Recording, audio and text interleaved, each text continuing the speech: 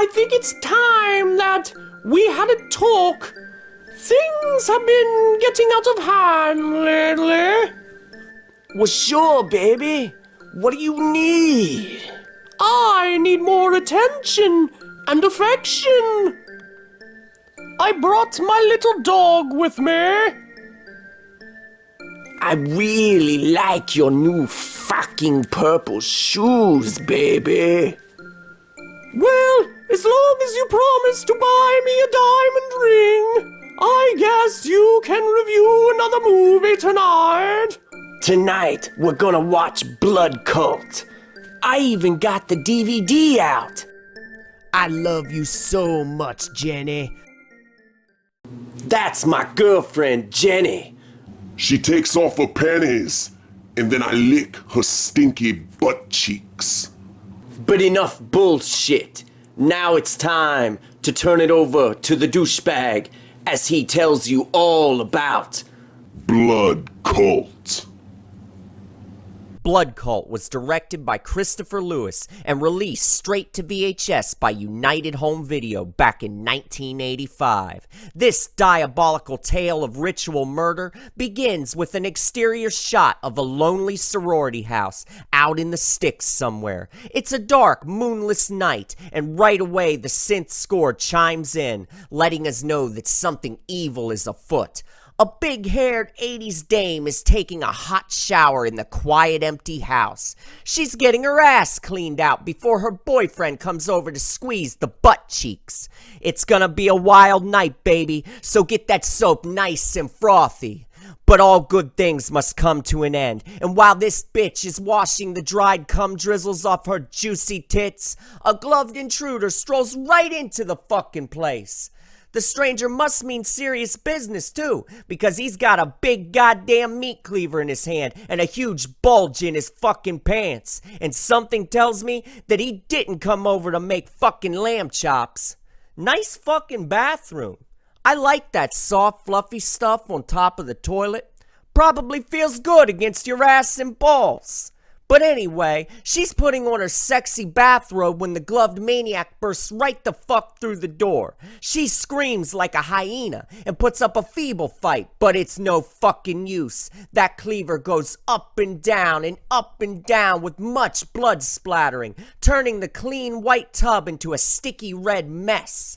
I like the severed arm that falls into view just when you think they aren't going to show anything else. In 1985, this was risque and showed a clear delineation from larger budgeted horror films.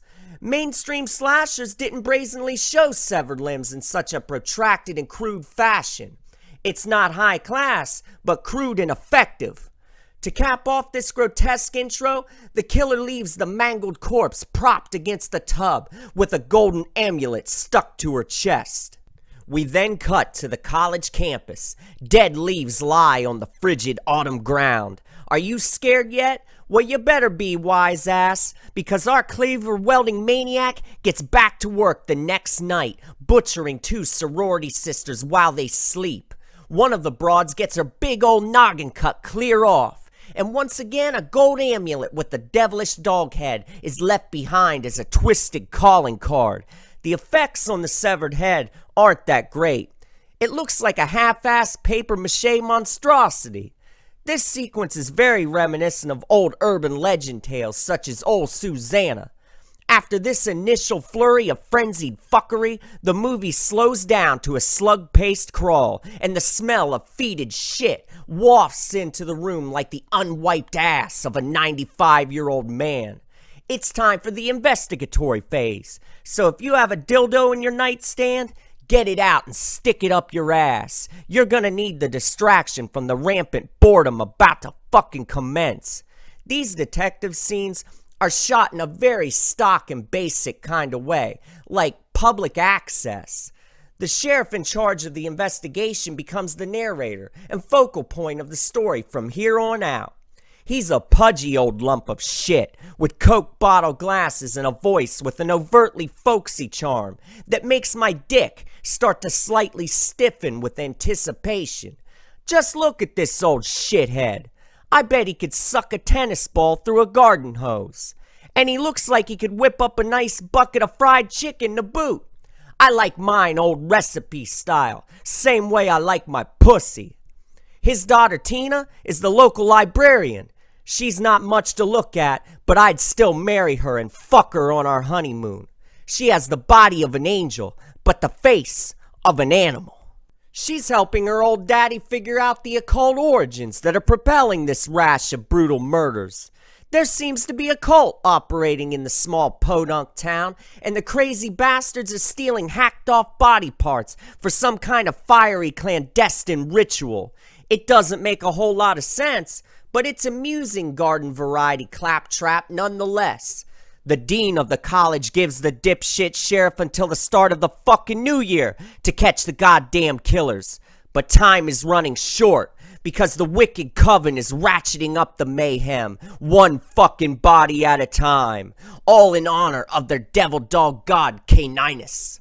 The fire is lit and waiting for sacrifice, and Caninus is preparing to take a big, squatting shit all over your fucking face.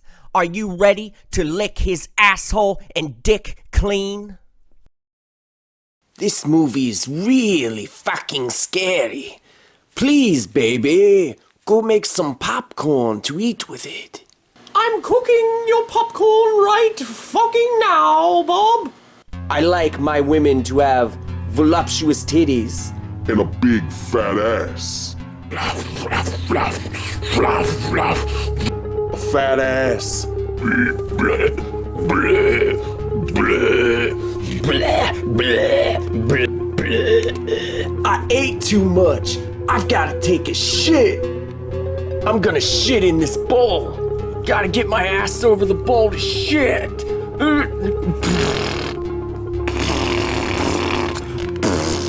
Oh.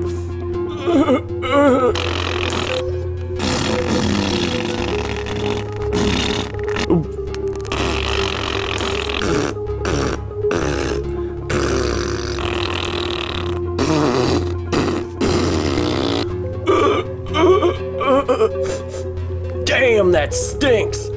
I'm gonna go have that bitch lick my ass. Now back to the douchebag's review of Blood Cult. Watching a movie like Blood Cult takes me back in time to a wonderful era. This movie has ham-fisted elements of scary stories to tell in the dark, Fear Street books, and satanic panic hysteria, all rolled up into one low-budget package. It's just too bad that the execution is way off, and the finished product is severely lacking in entertainment value. The blame ultimately rests on the shoulders of director Christopher Lewis. This guy doesn't ever display even the mildest bit of style. And trust me, folks, style is something that a person with talent and drive can pull off on any size budget. He has no flair or eye for detail. Every shot is static and the camera holds on one fixed place for too fucking long. The scenes in between kills can get so fucking tedious that it becomes a serious exercise in endurance just to keep your goddamn eyes open. The electronic music score from Rod Slane is nothing special.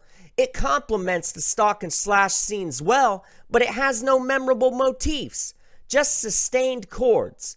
So I'd give it a fucking C+, I guess. You hear that, Rod? I gave you a passing grade. Now suck my cock. While we're on the audio side of things, I need to also point out that the sound is too damn muffled. The dialogue is really hard to discern if you don't crank up the volume. Let's move on to something more positive. The makeup effects by Robert Brewer and David Powell are pretty damn good. There's plenty of bodily dismemberment to go around, that's damn sure. Heads are chip-chopped like grocery store deli meat, and arms and legs are amputated with restless abandon. I really like the shot of the bloody mattress with the headless body. There's something really grim and direct about it that appeals to my sensibilities. These guys also did the effects for The Ripper, which was also directed by Chris Lewis. Blood Cult doesn't have any of the downright nasty disembowelment effects that The Ripper offers up, but the gore work in here is pretty thick, all things considered. Also, watch out for that silly ending. The filmmakers probably thought they had a clever twist on their hands, but it lacks punch and falls flat on its face. Overall, this movie will always be best remembered by horror fans because of the clever marketing campaign that surrounded its initial home video release. And I'll tell you what, gore fiends, Blood Cult may be cheap B-grade trash, but I'd rather watch this than another lame Hollywood CGI fest any fucking day of the week. And that's what I think. So bend over and take it.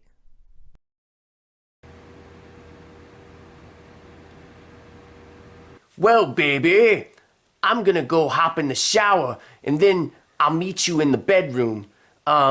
Maybe you can go in the kitchen and rustle up some grub. You go take a nice shower and clean yourself really well. Maybe we'll have some fun in the bedroom tonight.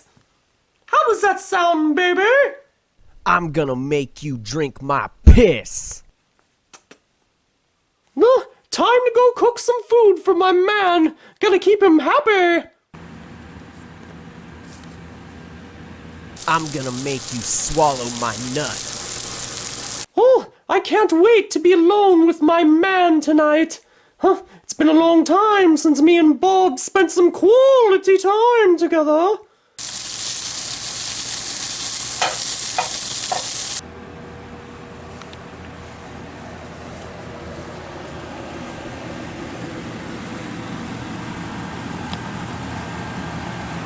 Maybe I'll make him some fried chicken.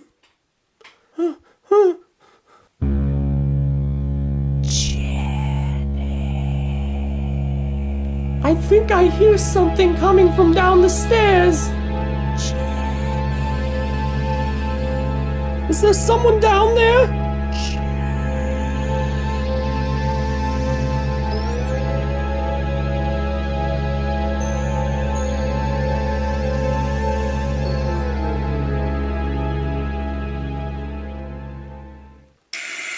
Huh. God damn, I'm one good-looking bear. Well, I'm all done tidying up. Let's go see what that bitch is doing.